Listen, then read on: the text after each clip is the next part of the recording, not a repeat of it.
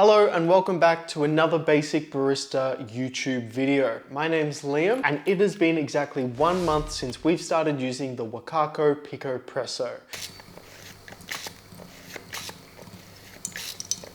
So I just want to give a super quick overall view of the Wakako PicoPresso. So first of all, it comes in this solid outer hard case with this big external zip that's super easy just to glide around and open and close. And what's really cool about this case is inside it's almost got like a velvety felt sort of protective surface, which is really cool to see. It just goes to show the amount of care and attention that Wakako have put into designing this product. This is it, guys. This is just how small it is. It can literally fit in the palm of my hand. And straight away from the very first espresso that we made on this, we were pretty blown away with the results that we were able to achieve. And if you're interested in this, we've done an unboxing on the PicoPresso that we'll have linked down below. So to operate the brewer, let's first take it all apart. This is just the lid. And then in that same chamber, we've got the dosing ring and the tamper. At the bottom here, this simply unscrews to reveal the portafilter basket and the sort of holder, as well as the shower screen.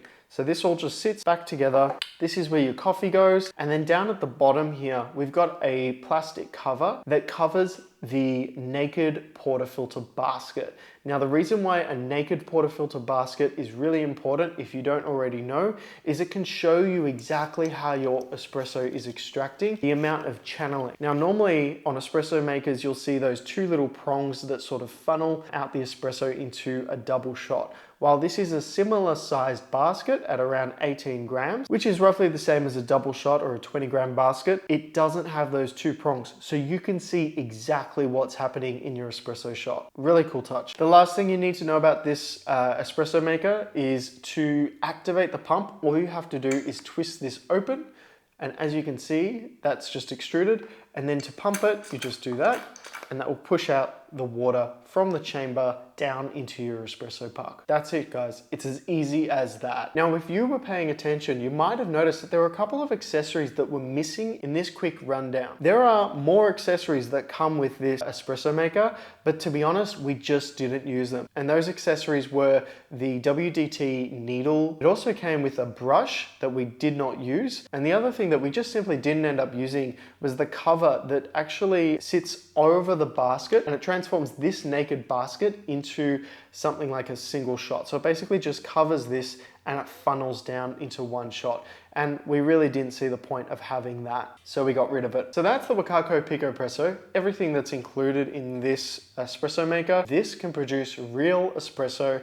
There's no doubt about that in my mind. When I'm tasting it, it's next level, and the quality is exactly the same as what I can get from something like the Stone espresso maker or the ARAM espresso maker. So I want to just dive into when I've been using this. So I don't go out camping a lot, and I don't really travel heaps to warrant taking this out. But what I have been using this for is making an espresso at home. And the reason for this is, even though we've got other options to make espresso here at the coffee bar, it is so much more work in comparison turning that on, letting it heat up for 10 minutes just for a little espresso. Whereas for this guy, all I've got to do is just heat up a kettle and we're good to go. The other reason why I find myself using this espresso maker over something like the Stone or other sort of domestic espresso home machines is the pressure. A lot of these entry-level espresso machines, they don't have pressure profiling. And while those machines might be more thermally consistent, pressure consistent, and overall a better quality, when I'm using a coffee that I'm not super familiar with, or when I'm using heaps of different coffees and I just want one espresso and I'm confused by the grind size for whatever reason, running that espresso shot on a domestic machine,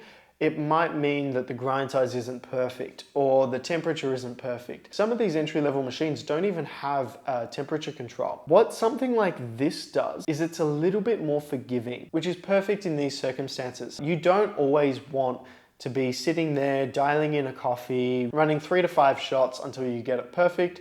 Instead, you just want that one espresso. Now, here's my daily routine with this. Right before I do any sort of exercise like a run, swim, or a bike ride, I want to have an espresso.